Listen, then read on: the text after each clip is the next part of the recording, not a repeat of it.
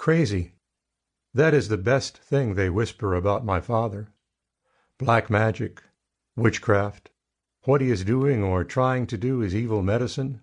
That's the worst.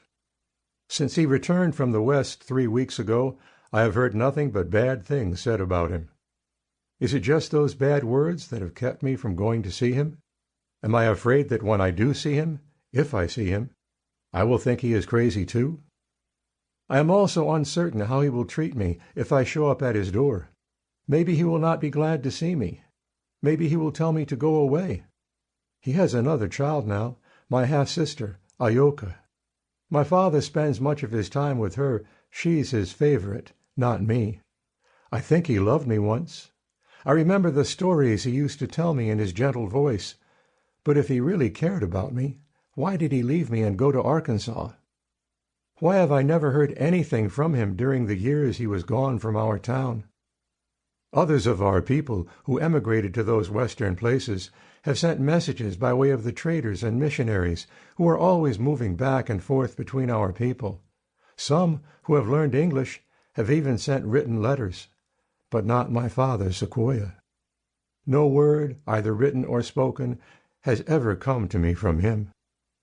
Maybe he has even forgotten that he ever had a son. Still, despite all my uncertainty, I have almost gone to where he is living at the home of his second wife. Last week I walked halfway across town toward their cabin before I turned back and returned to my mother's cabin. How long will my father be able to stay here? Some say that if it was not for the fact that Agili, who is now the chief of our town, was my father's cousin and oldest friend, he would have been forced to leave, or worse. I worry I will not get the chance to see him before he is driven away. I tap the chunky stick I am holding against the ground. The ground sounds hollow as I do so, almost like a drum. It still holds the cold of winter inside it, even though it will not be long until the leaves return. I don't mind the cold. I know the song to keep frostbite away before going out to hunt for food when it is cold.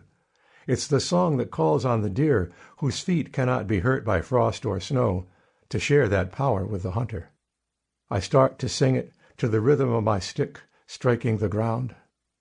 Shunka-wee-ya, shunka-wee-ya, shunka-wee-ya, shunka-wee-ya, so, so, so, so. My Uncle Redbird taught me that song, which must be sung 4 times, imitating that snort of the deer, so, after each verse. No boy's uncle could have been a better teacher. He also taught me to rub my feet in the ashes of the fire before singing it and then setting out. But no one has ever taught me a song that will keep away the memory of harsh and unkind words. Perhaps Uncle Redbird, my mother's smiling older brother, knew such a song, but if he did, I will never hear him sing it. Almost a year has passed since he caught the coughing sickness and made the last walk to the Nightland. I do not have the words to express how much I miss him. Remembering him just brings back the pain I felt when his spirit passed from us. I need to turn my thoughts elsewhere. Sitting here on the steps of my mother's cabin, I can hear her moving around inside. She is making more noise than she usually does when she is cooking, banging the rough wooden spoon I carved for her against the iron pot. She is making squirrel stew. That's no surprise to me. I am the one who sat patiently under the oak trees as great sun walked slowly up into the morning sky, casting her light down on me through the leafless branches.